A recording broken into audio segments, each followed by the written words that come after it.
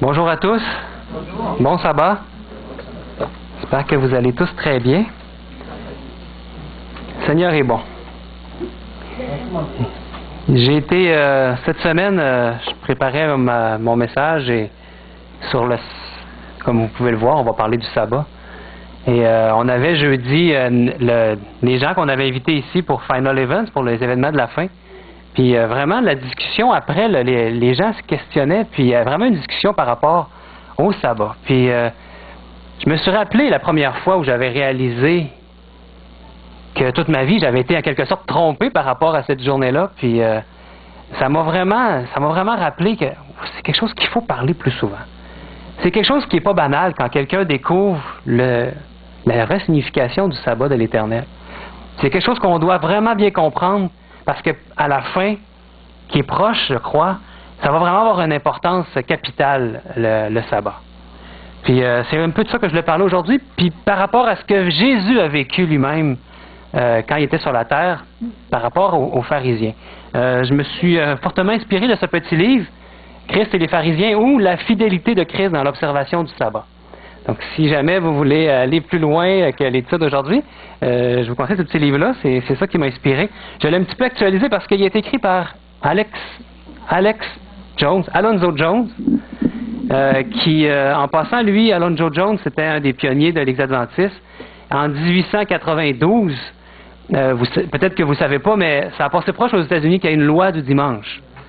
Le monde protestant de l'époque, se sont rapprochés du pouvoir politique et ça a passé très proche. Et Jones a été une des personnages principal pour aller devant les tribunaux et d'apporter pourquoi il fallait respecter toutes les croyances. Et lui, il amenait le sabbat, mais il amenait plutôt la liberté de religion.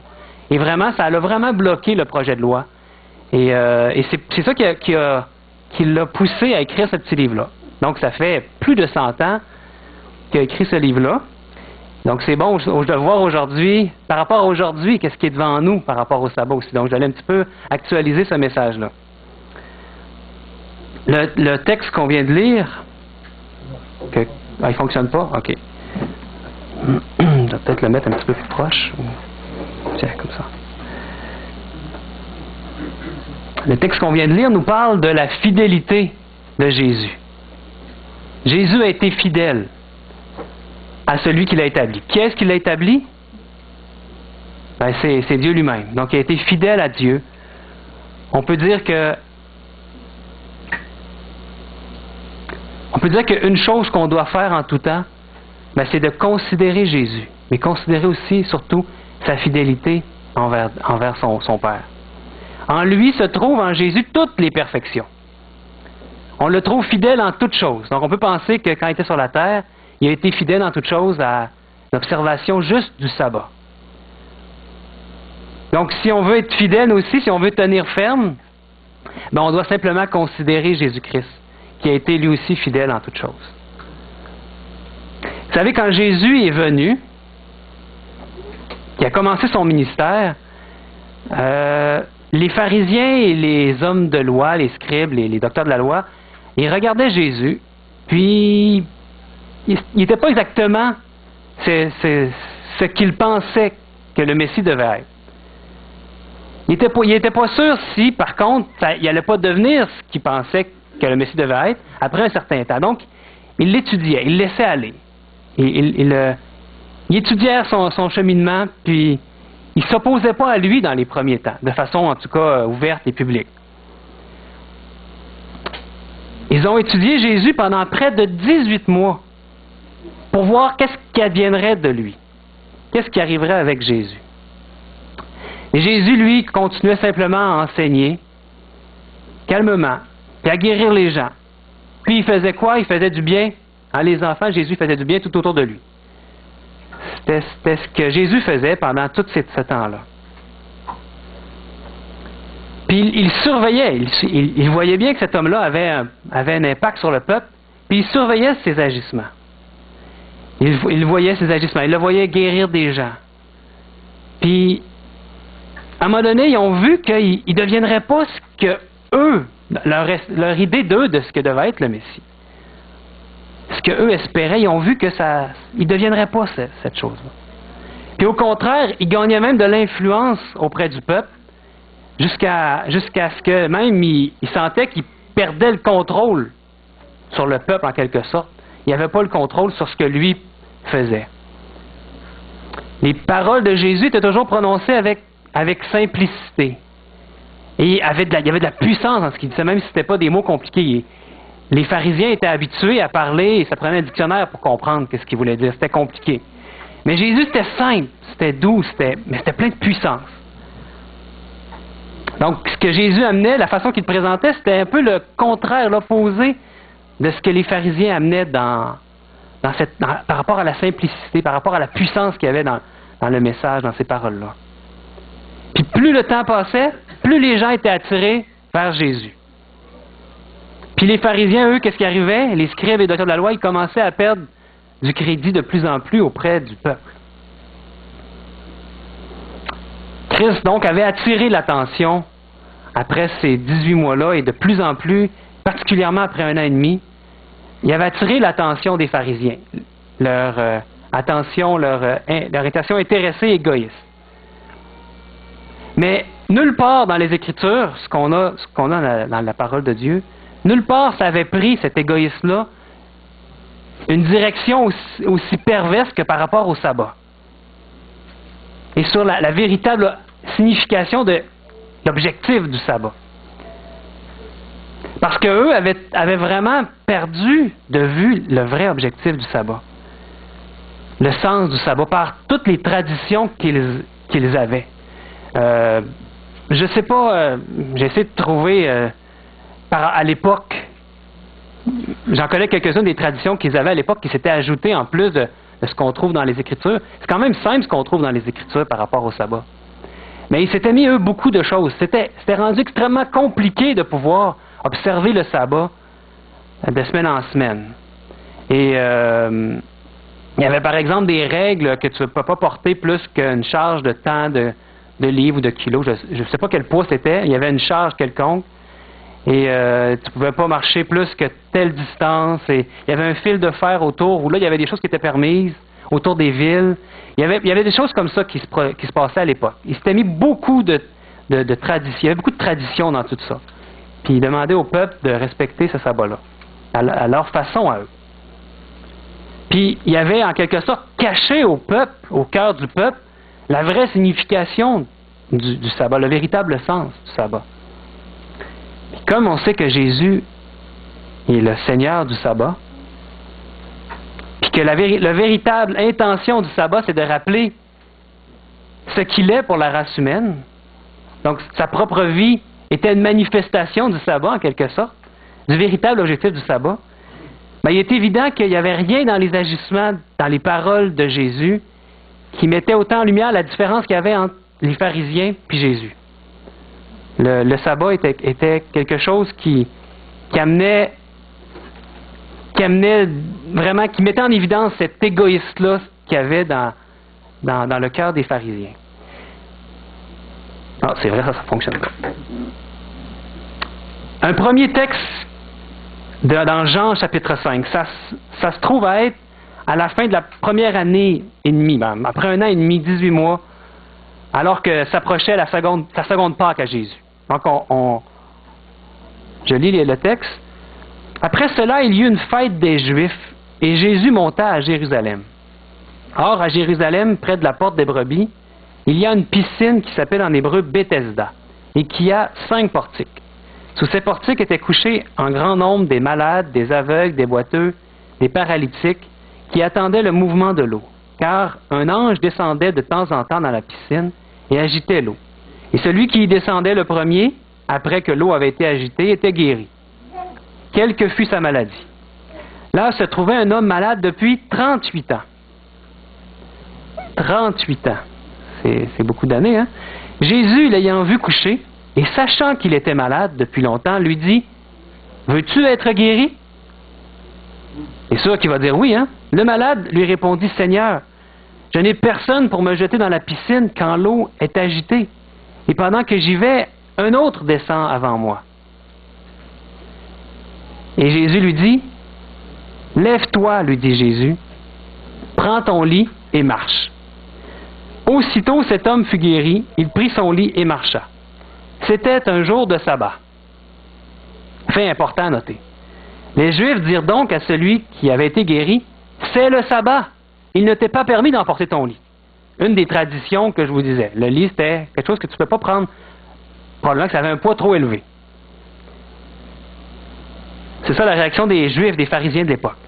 Jésus, on continue, l'ayant vu coucher et sachant qu'il était malade depuis longtemps, lui dit, « Peux-tu être guéri? » Le malade lui répondit, « Seigneur, je crois que je viens de lire ce bout. Il faut que je clique aux deux places. Hein. » Il leur répondit, « Celui qui m'a guéri m'a dit, prends ton lit et marche. » Ils lui demandèrent, « Qui est l'homme? Qui est l'homme qui t'a dit, prends ton lit et marche? » Mais celui qui avait été guéri ne savait pas qui c'était, car Jésus avait disparu de la foule qui était en ce lieu. Depuis, Jésus le trouva dans le temple et lui dit, « Voici, tu as été guéri, ne pêche plus, de peur qu'il ne t'arrive quelque chose de pire. » Cet homme s'en alla et annonça aux Juifs que c'était Jésus qui l'avait guéri. Donc, il n'y avait pas de doute. Et maintenant, les Juifs savaient que c'était Jésus qui avait dit, « Prends ton lit et marche. » C'était ça qui était le plus grave pour eux. Donc, on peut dire qu'ici, avec la suite, le verset 16, on voit vraiment le début de la persécution de Jésus. Avant ce temps-là, il n'y avait pas eu d'opposition publique des pharisiens par rapport à Jésus. Mais cet événement-là qui se passe le jour du sabbat, une guérison de Jésus, qui est quelque chose de bien, hein? Mais les Juifs, c'est ça qui a initié la persécution de Jésus. On lit, c'est pourquoi les Juifs poursuivaient Jésus, parce qu'il faisait ces choses le jour du sabbat. Intéressant. On sait, nous aussi, que la persécution va venir sur les gens dans nos jours, vers la fin. Et déjà, c'est commencé. Il y a des gens qui ont des persécutions par rapport à cette journée de sabbat, à ceux qui gardent le sabbat. Donc, qu'est-ce qu'il nous faut considérer à nous, si on est aujourd'hui ici, c'est parce qu'on a une certaine sensibilité par rapport au sabbat, j'ose le croire. On a besoin de considérer Jésus dans son observation du sabbat. C'est vraiment important de voir comment lui observait le sabbat. Qu'est-ce que c'est le message qu'on peut en retirer par rapport à cette fidélité de Jésus au sabbat. Comme on l'a vu tantôt, Jésus a été fidèle à celui qu'il a établi, alors il était persécuté parce qu'il gardait le sabbat.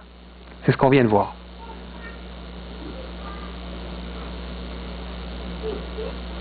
Donc, on a vraiment besoin de considérer dans quel temps on va entrer, puis nous aussi, pouvoir avoir cette même fidélité-là que Jésus avait.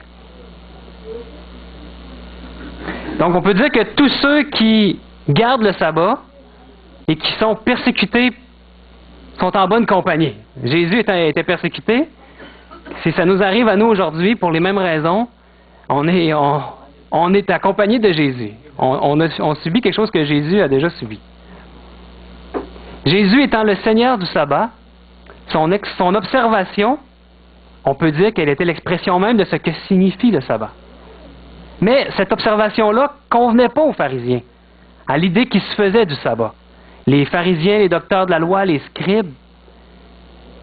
Donc Jésus était considéré par eux comme un transgresseur du sabbat. Clairement, pour eux, c'est ça que ça signifiait que Jésus faisait. Alors qu'il était en fait quoi? Un observateur du sabbat. Il était le maître du sabbat. Les idées de Christ en ce qui concerne le sabbat, est-ce qu'on peut dire que ce sont les idées de Dieu sur le sabbat? Certainement. Et les idées des pharisiens sur le sabbat et son observation étaient directement contraires à celles du Seigneur Jésus. C'est vraiment la controverse qu'il y avait entre Christ et les pharisiens. Les idées de Dieu sur le sabbat ou les idées de l'homme sur le sabbat? Plus qu'on va avancer dans la prédication, on va voir qu'on peut transposer ça par rapport à aujourd'hui. Il faut garder ça en tête. Parce que l'histoire se répète toujours. Ce qui s'est passé à l'époque de Jésus, cette persécution-là qu'il y a eu sur Jésus, elle va revenir à la fin des temps. Et c'est ce qu'on voit dans les prophéties bibliques. On avance. À l'époque de Jésus, il n'y avait pas de dispute par rapport à la journée d'adoration.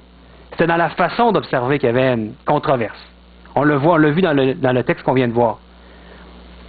Ils se disputaient vraiment sur quelle était l'idée du vrai sabbat. Aujourd'hui, on vit un peu la même controverse, mais elle s'accompagne aussi d'une controverse par rapport à la journée d'adoration. Certains disent que le sabbat, aujourd'hui, c'est le dimanche.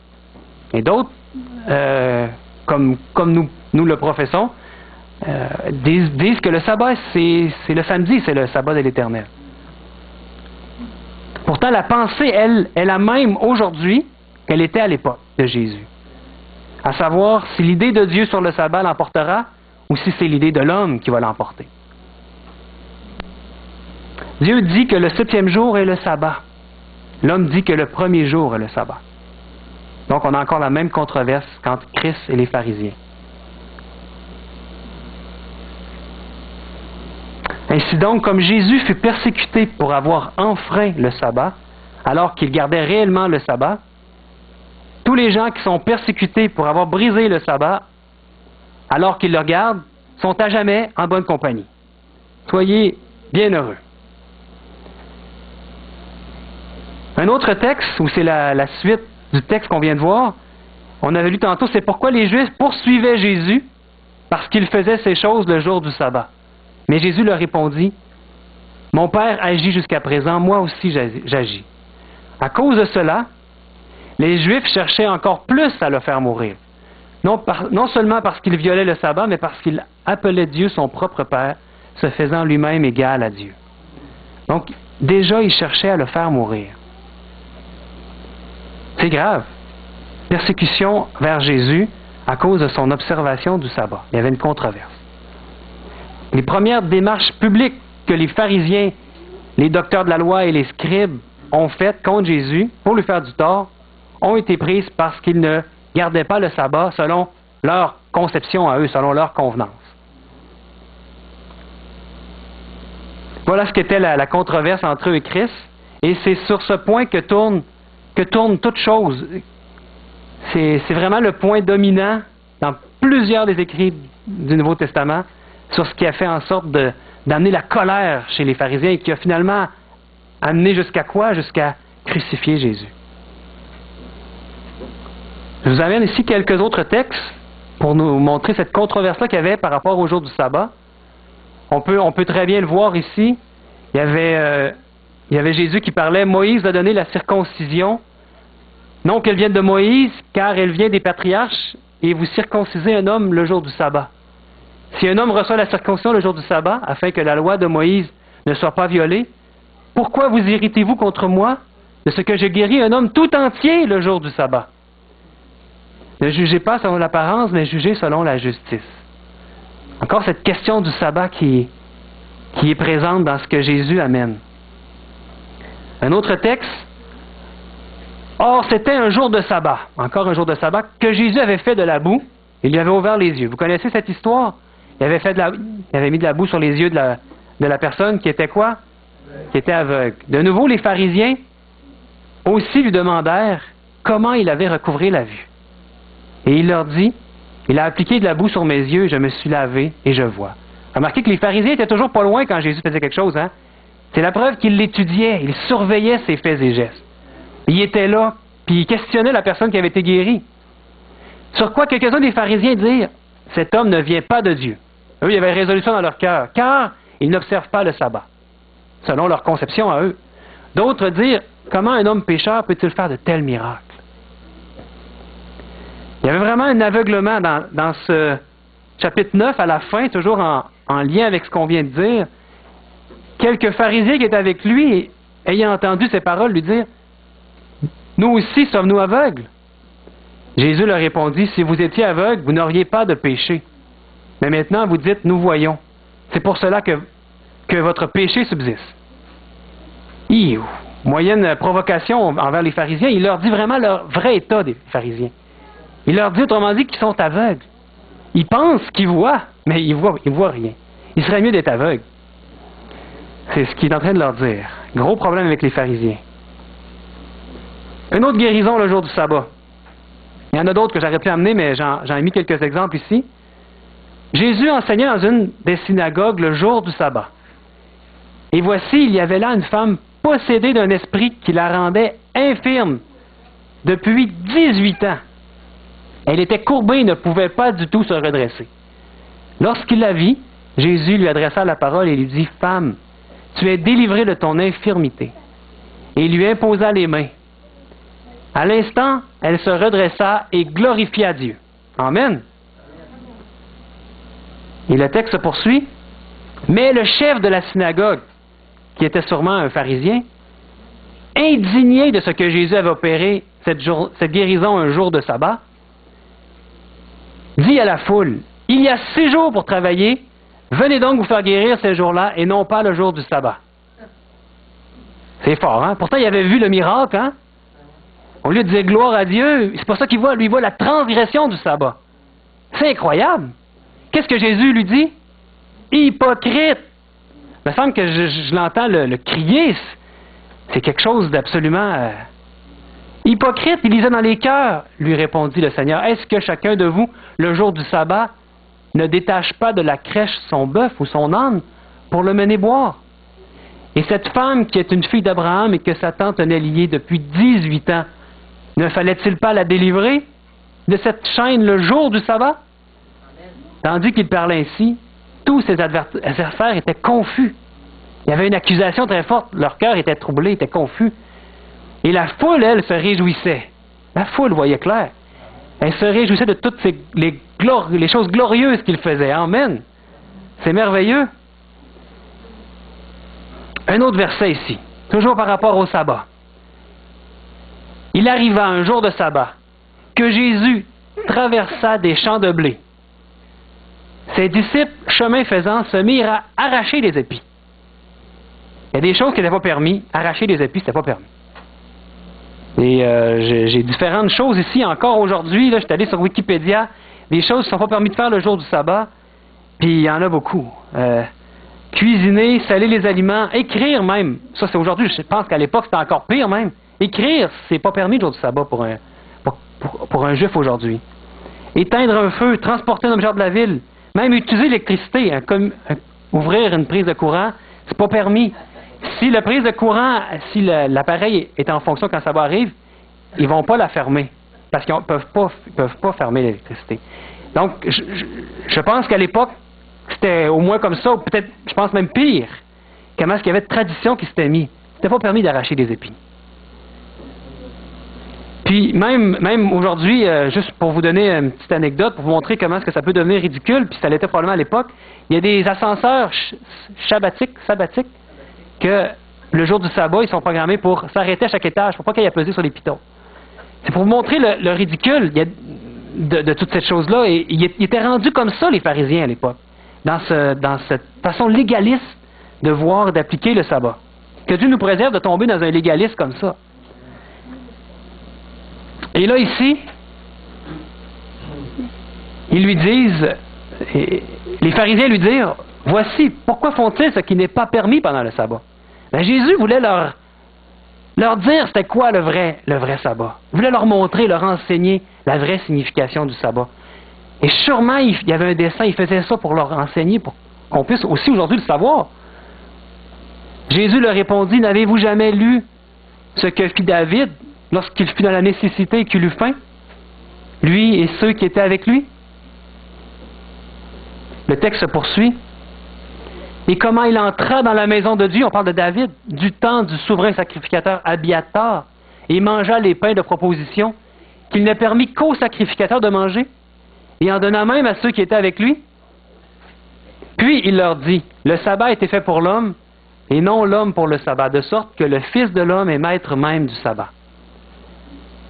Il disait ça, et sûrement les pharisiens, ça les choquait encore plus.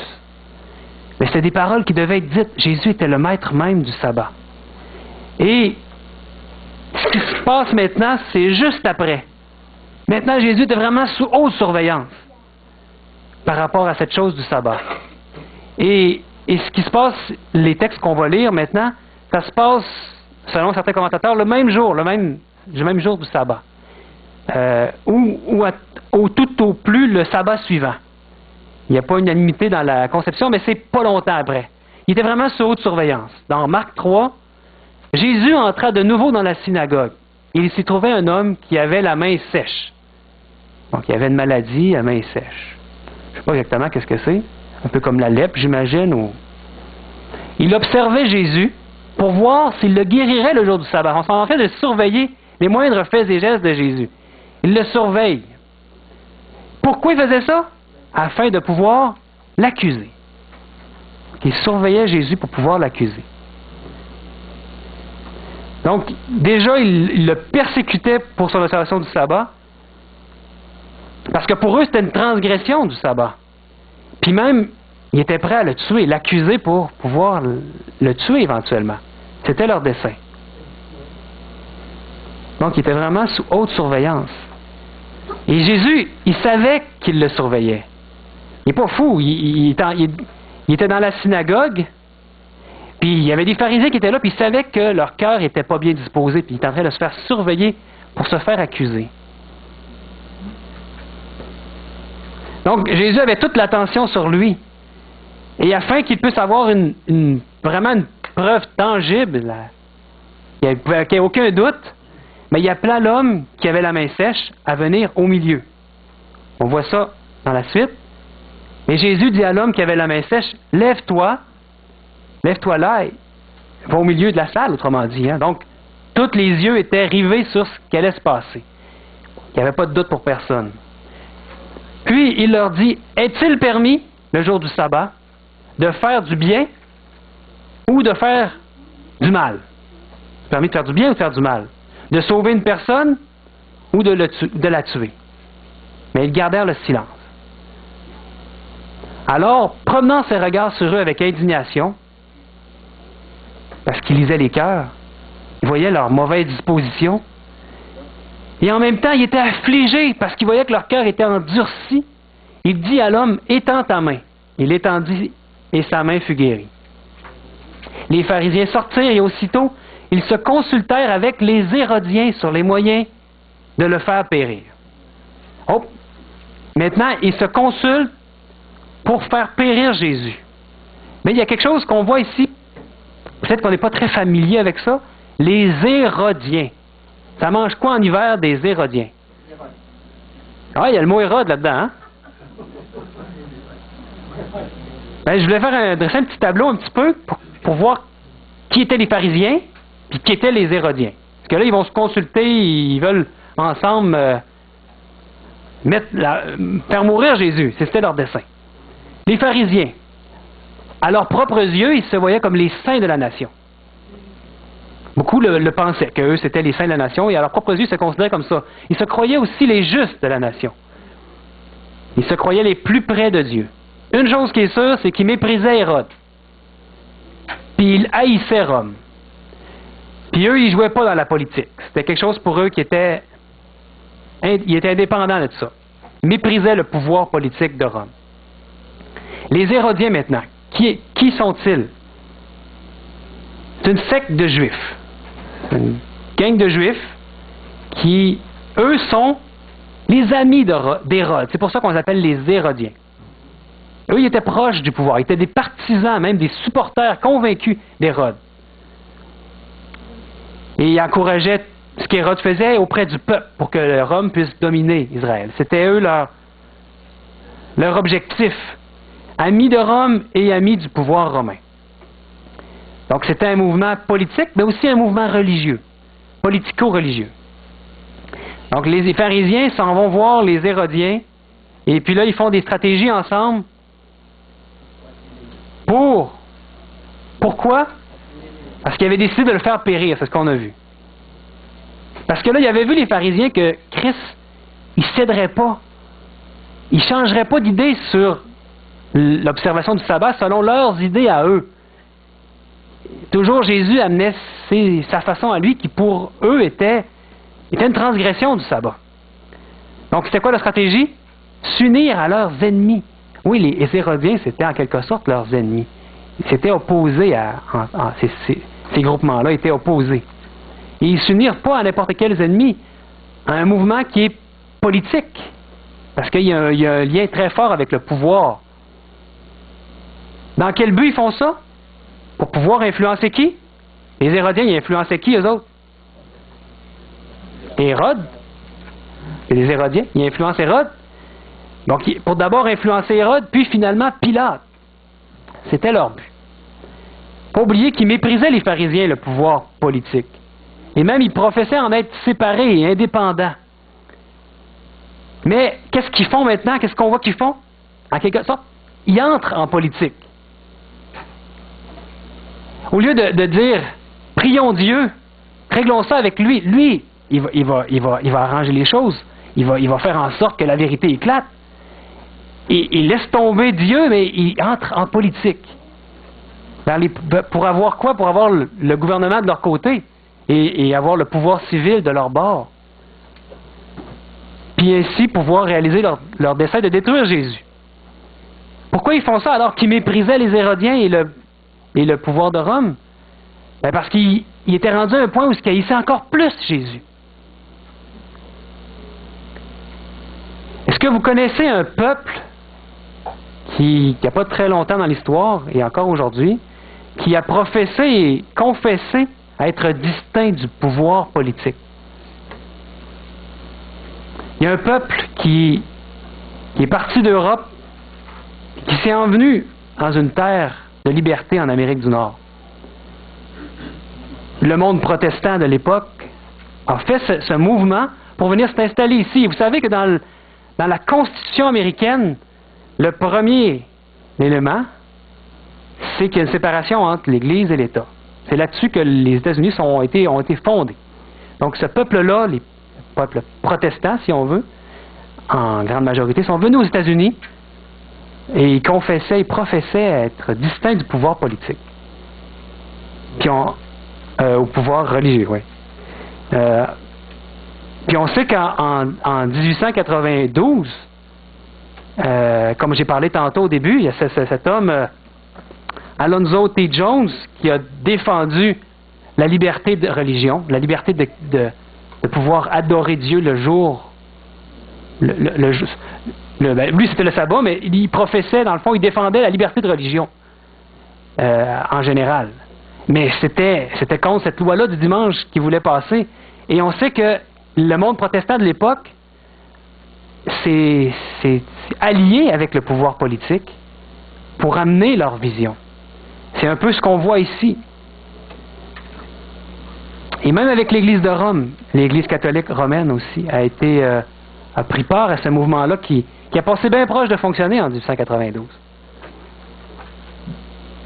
On peut dire que cet épisode-là, c'était un avant-goût de ce qui est devant nous maintenant. Il y a quelque chose qui va se produire bientôt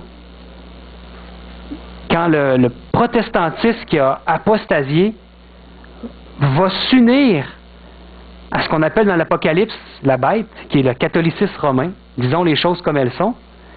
Pourquoi? Pour s'emparer du pouvoir civil.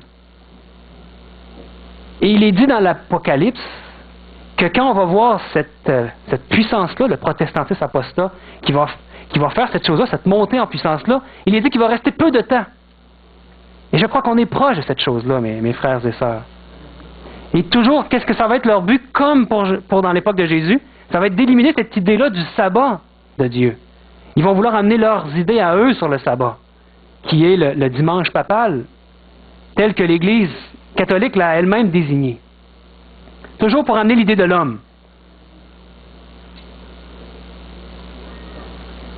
Et pendant qu'eux complotaient ensemble, ils peaufinaient leur stratégie pour aller voir, pour influencer le pouvoir politique et pouvoir finalement tuer Jésus, qu'est-ce que Jésus faisait? Bien, Jésus, il priait son Père. Pendant qu'eux complotaient, lui, il priait. Il disait, ils furent remplis de fureur et ils se consultèrent pour savoir ce qu'ils feraient à Jésus. En ce temps-là, Jésus se rendit sur la montagne pour prier. Et il passa toute la nuit à prier Dieu. Faites-vous-en pas. Si vous voulez suivre le sabbat, si vous êtes fidèle à Dieu, il va arriver des moments où il va y avoir des persécutions. L'histoire va se répéter. Je ne suis pas ici pour vous faire peur, je suis ici pour vous dire ce qui va arriver. L'histoire se répète. Mais Dieu, Jésus, il priait. Et donc, ça va être aussi notre arme en tant que chrétien de prier Dieu. Et Dieu nous amène la paix dans toutes ces choses-là. Et moi, je suis convaincu que quand ça va arriver, on va voir vraiment clair dans les événements prophétiques. Ça va nous donner un zèle encore plus. Jésus n'avait pas peur, il allait voir les gens, et il n'avait pas peur de provoquer. C'était pas son but de provoquer, son but c'était de mettre en lumière la vérité. Et c'est ce qui s'attend de son peuple à la fin aussi. C'est la tâche qui va nous être donnée. Donc, pendant que les pharisiens et les hérodiens plaçaient leur confiance en l'homme, peaufinaient leur stratégie, et pour placer leur confiance dans les gouvernements terrestres, ben lui, il se confiait totalement à son Père, totalement au Dieu du ciel. Donc, qu'il en soit ainsi aujourd'hui avec nous, avec tous ceux qui voudraient lui ressembler. Pourquoi est-ce qu'ils ont décidé de le mettre à mort? Ben, la raison est simple, parce qu'il persistait à dire que son observation du sabbat, il persistait à dire que c'était une transgression du sabbat. Puis il se disait, s'il continue comme ça à briser le sabbat, ben, tous les hommes vont finir par croire en lui, puis en cette idée-là fausse, selon eux, du sabbat. Puis à un moment donné, on va avoir une nation complète de transgresseurs du sabbat. C'est pourquoi, afin de sauver la nation, selon eux, ils proposaient de tuer Jésus. Mais en agissant ainsi, ils se trouvaient à tuer qui? Leur sauveur. C'est utopique, c'est étonnant. Caïphe, même le souverain sacrificateur de l'époque, disait « Il est préférable qu'un seul meure pour ne pas que toute la nation ne périsse. » Il ne pouvait pas mieux dire, parce qu'il fallait vraiment que Jésus meure pour que toute la nation soit sauvée. Mais à ce moment-là, eux, dans leur cœur, le dessein, c'était que, afin de sauver la nation, eux pensaient sauver la nation de cette façon-là, et pour se sauver, dans le fond, eux-mêmes et sauver la nation, ben, ils détruisaient leur sauveur et celui de la nation. Alors, qui devenait le sauveur, leur sauveur, et celui de la nation? C'était eux-mêmes. Ils se mettaient à la place de Dieu. Maintenant, ils rejetaient son salut, sa personne, ils rejetaient leur sauveur. Ils rejetaient le sabbat et tout le reste avec lui, afin de sauver la nation. Ils faisaient de l'exaltation de soi le chemin du salut à la place de Christ. En dernière analyse, le conflit entre Christ et les pharisiens était de savoir si le salut venait de Christ ou d'eux-mêmes. Le salut par Christ ou le salut par le moi. C'est ce qui, aujourd'hui, est le plus important. Tout revenait tout revenait par conséquent simplement à ceci. Est-ce que Christ est le chemin du salut ou est-ce le moi qui est le chemin du salut? Le sabbat est le signe du salut en Christ. L'idée de l'homme en ce qui concerne le sabbat est le signe du salut par soi-même. C'est l'homme. Mais il y a une proclamation mondiale du sabbat de Dieu qui est prophétisée dans les révélations de Dieu. Je crois que Jésus a aujourd'hui un peuple qui défend son sabbat à l'idée de Dieu, du sabbat. Et il dit à ce peuple, par la voix de l'ange, allez dans le monde entier, ayant un évangile éternel pour le prêcher à ceux qui habitent la terre, à toute nation, à toute tribu, à toute langue et à tout peuple. Et il y a une puissance. Il y a une puissance de Dieu. On doit être revêtu de cette puissance d'en haut pour pouvoir annoncer à toute la terre la vérité sur le sabbat. Vous savez, je suis convaincu que la deuxième Pentecôte est commencée. Cette puissance-là, elle est disponible pour nous aujourd'hui. Ne cherchez pas des manifestations spectaculaires, des prises de possession par le Saint-Esprit. Quand la parole est prêchée, comme ce qu'on fait ici, comme ce qu'on fait dans plein d'églises au travers du monde, sur la vérité, cette prédication-là de la parole, cette vérité-là, c'est une puissance. Amen. Est-ce qu'on la recherche, cette puissance? Amen. Il est dit, vous ne pouvez pas être fidèle au sabbat du Seigneur comme le fut Jésus-Christ sans cette présence vivante que vous apporte le Saint-Esprit.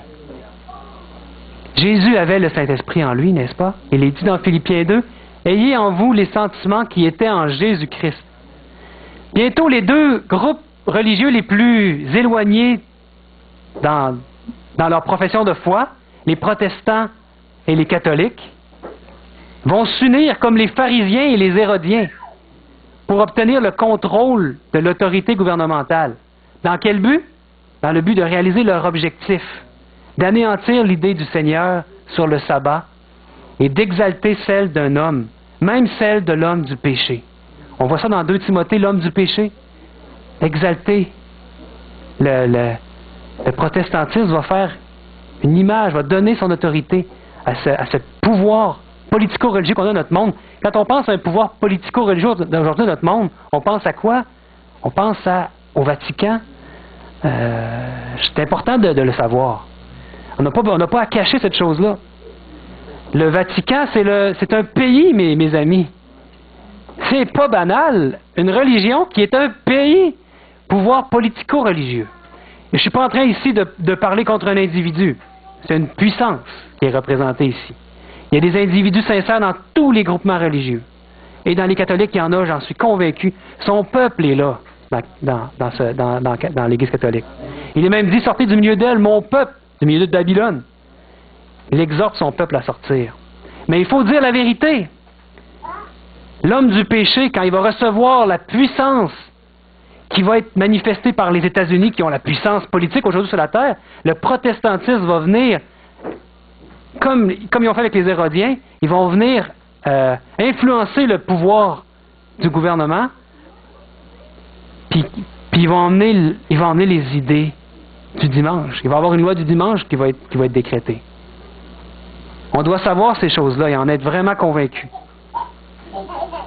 Ça va bientôt s'accomplir sur notre terre, mes amis. Puis ceux qui vont vouloir influencer les gouvernements des États-Unis, ben, ils vont menacer d'une ruine politique, comme ça s'est passé en 1892. J'ai des extraits dans ce livre-là de 3 sénateurs qui ont eu des pressions au niveau religieux et qui ont donné leur opinion envers le dimanche, pour que le dimanche soit reconnu comme le sabbat. Ça s'est passé, mes amis, en 1892. Pensez pas que ça ne peut pas se repasser aujourd'hui. Ça a passé proche de se produire à l'époque. Et c'est quelque chose qui va se produire bientôt, qui est devant nous. Aujourd'hui, on a juste à penser à la progression du Tea Party. Il y en a qui connaissent ça, le Tea Party aux États-Unis? C'est une puissance, c'est la droite religieuse qui est en montée fulgurante aux États-Unis. Sarah Palin, qui est une supporter aussi, qui est une figure dominante de ce mouvement-là. Et on a juste à penser aussi chez nous, au Canada. On a un gouvernement conservateur qui est élu. Et c'est quoi qui est derrière? Qui amène beaucoup de votes? C'est la droite religieuse, c'est l'Ouest. On voit un clivage. Hein? Le Québec, l'Ontario un petit peu aussi. Le Québec est pas un endroit où la religion est forte. Il n'y a pas une puissance religieuse qui veut aller au gouvernement et emmener ses idées. Et c'est pour ça qu'on a eu un paquet de néoconservateurs, de démocrates ici. Il y a vraiment une opposition, mais on voit que cette puissance-là, politico-religieuse, est en train de se former, même au Canada. C'est intéressant, c'est un signe à regarder en tout cas. La prophétie biblique nous révèle que bientôt, ils auront la puissance du gouvernement de leur côté, cette puissance protestante apostate-là. Ils l'utiliseront comme les pharisiens jadis pour influencer les gouvernements et influencer le monde. Et pour persécuter à mort tous ceux qui ne voudront pas abandonner l'idée divine du sabbat et adopter celle de l'homme du péché. Vous dites peut-être, Sébastien, t'exagères. Bon, ça ira pas jusqu'à persécuter à mort ceux qui n'ont pas la même idée qu'eux sur le jour d'adoration. Peut-être que vous vous dites ça, Sébastien, tu pousses? Ben oui, mes frères et sœurs. Il va y avoir vraiment un décret de mort pour les vrais adorateurs. On trouve ça dans Apocalypse 13. Il est dit, « Et il lui fut donné d'animer l'image de la bête, afin que l'image de la bête parlât, et qu'elle fit que tous ceux qui n'adoreraient pas l'image de la bête fussent tués. » Et vraiment, il y a la mort. On voit vraiment la même chose qui s'est passée au temps de Jésus. Il n'y a pas de différence. C'est pour ça que j'ai tantôt que ceux qui adorent le sabbat, qui ont résolu dans leur cœur de se tenir fermes, debout pour le sabbat, Ils sont en bonne compagnie. Jésus a eu les mêmes persécutions pour cette observation du sabbat. Nous sommes des plus heureux maintenant de savoir que Dieu est en train de préparer un peuple qui aura la même fidélité que Jésus. Et moi, je suis convaincu qu'il y a aujourd'hui des gens qui ressemblent tellement à Jésus que lorsqu'ils seront persécutés pour leur faire abandonner le sabbat du Seigneur et adopter celui de l'homme, ben ils vont tenir ferme. Je suis convaincu qu'il y a des gens comme ça, déjà présents sur notre terre, qui ressemblent tellement à Jésus qu'ils vont tenir ferme. Vous savez, quand on n'a pas à le vivre, c'est difficile de savoir. Par rapport au sabbat, j'ai eu dans ma vie des événements qui se sont passés. Je vois que le temps approche, mais je voulais vous dire que dans ma vie, dans mon travail, à l'emploi où j'ai présentement, il y a eu une période où je devais travailler le samedi. Mes patrons m'avaient dit clairement, il faut que tu travailles le samedi, puis ils menaçaient de me congédier. Tu vas perdre ton emploi, Sébastien. Pourquoi tu fais ça? Voyons, tu vas menacer ta carrière pour tes convictions. Et je leur expliquais doucement, elle criait au téléphone, ma patronne. Sébastien, ça n'a pas d'allure. Tu ne peux pas faire ça. J'en tremblais, mais en même temps, j'avais résolu dans mon cœur, parce que je savais que ça s'en venait. Et quand j'ai envoyé mon courriel à ma patronne et qu'elle m'a rappelé, elle a dit, c'est pas de bon sens que tu fasses ça. J'avais résolu. Dieu était avec moi. Et il m'a permis de tenir ferme. Mais ça a été difficile pour moi. Il y a eu quelques journées, environ une semaine, où ma femme peut en témoigner, je dormais plus. Ça ne veut pas dire que ça va être facile. Et j'embroyais les frères et sœurs. Mais ce qui s'est passé par après était un témoignage. Le temps n'était pas arrivé encore de ces persécutions comme il va arriver bientôt. Et ça m'a affermi dans ma confiance sur le sabbat. Le grand patron, M. Leclerc, moi je travaille chez Biscuit Leclerc, hein? C'est le président de Biscuit Leclerc. Ben, il m'a fait venir dans son bureau. Puis il m'a demandé c'était quoi la différence. Il avait su que j'avais une religion différente de la sienne. J'ai pu lui témoigner dans son bureau sur le sabbat. Sur que lui, il est catholique, très fervent catholique. On ne travaille jamais le dimanche chez Leclerc, c'est important pour lui. Et il dit, Sébastien, il dit, moi j'en voudrais plus des employés comme toi. Il dit, je respecte ça. On ne s'entend pas sur la journée, mais je suis d'accord qu'on a besoin d'une journée de repos. Puis il était content que j'aie des convictions religieuses comme lui. Puis depuis ce temps-là, je veux dire, ça va vraiment bien avec mon patron, M. Leclerc. J'ai vraiment un appui fort avec lui, parce qu'on a connecté au niveau religieux, au niveau de notre... Bon, peut-être qu'un jour, il ne sera plus la même chose. J'ai un temps de grâce présentement. Mais il va y avoir un jour, peut-être qu'il va y avoir une opposition, parce qu'ils savent très bien ma conviction. Et moi, je leur ai dit, parce qu'ils m'ont donné un poste assez important il y a 3 ans. Puis j'étais dans le bureau quand ils m'ont fait une offre avec un autre de ses enfants, parce que lui, il est assez vieux, il pourrait décéder. J'avais demandé qu'il y ait quelqu'un. Et je leur ai répété, j'ai dit, moi, si vous me prenez pour ce poste-là, je suis prêt à prendre la responsabilité, mais sachez que mes convictions sont encore là. Il va y arriver des moments, peut-être, vous allez vouloir que je rencontre des clients ou quelque chose, ou que j'aille dans une... Mais moi, le sabbat, pour moi, c'est ma conviction. Et ils ont dit, oui, Sébastien, on va respecter ça. Donc, je suis dans un moment de grâce présentement. Et je vous dis que le fait que je me suis tenu ferme, c'est pas moi, hein, c'est Dieu qui a fait ça. Je l'ai prié parce que j'étais petit dans mes culottes. Il m'a donné la conviction, il m'a vraiment rassuré. Et la victoire qu'il m'a donnée à ce moment-là, me donne une victoire, me donne l'assurance qu'il va être avec moi pour le futur. Je vous souhaite pas de vivre ça, mais je pense que le fait de le vivre et de prendre position claire, peut-être même pour une chose qui vous paraît banale par rapport au sabbat, vous dites, oh, je vais faire une petite concession. Mais c'est un témoignage puissant, d'abord pour vous. C'est un témoignage puissant d'abord pour vous parce que ça vous donne vraiment l'assurance. Dieu veut vous donner cette assurance-là. Il veut que vous teniez ferme. Soyons des vrais adorateurs. N'ayez pas peur de la persécution, elle va venir. Mais Dieu nous donne tellement une paix à ce moment-là, on n'a pas à avoir de crainte. Moi, j'ai un appel pour vous. J'ai un appel pour vous aujourd'hui. Que si vous désirez faire partie de ce peuple qui tiendront ferme pour cette vérité du sabbat du 7e jour, qui tiendront ferme pour la vérité de Dieu, ben moi je vous invite à le manifester en vous mettant debout et on va prier Dieu pour qu'il nous donne la force de tenir ferme, qu'il nous donne la force d'être fidèle. Essayez pas de faire ça par vos propres forces, vous ne réussirez pas. Mais tout est possible à celui qui croit. Mettons notre confiance en Dieu. lui qui est notre Créateur, et c'est lui le maître du sabbat. Prions. Mon Père éternel, je te prie pour ce petit groupe ici, pour qu'il n'y ait aucune crainte, aucune peur par rapport à l'avenir. Oui, il y a vraiment des événements qui sont devant nous, qui sont bouleversants. Il est même dit qu'il n'y aura pas de moment de détresse plus grande parmi les nations que ce qui est devant nous. Mon Dieu, jamais dans toute l'histoire de l'humanité, il y a un peuple qui a été amené à être fidèle de cette façon. Pour toi, pour la vérité, pour le sabbat du 7e jour. Et je suis convaincu que jamais dans toute l'histoire de l'humanité, tu as autant désiré qu'un peuple te prie, crie à toi pour demander cette fidélité qu'il y avait en Jésus. Mon Père, remplis-nous de ton esprit, remplis-nous de ton amour, et qu'on puisse non pas être troublés, mais avoir la paix en nous, que tu nous aideras au moment voulu de tenir ferme pour le sabbat, et que dès aujourd'hui nous puissions être des témoignages vivants pour ta gloire, pour les idées qui sont les tiennes, les idées du sabbat. Jésus lui-même est une manifestation du sabbat. Que nous puissions nous aussi être des manifestations de toi, de ta vérité, de ton amour.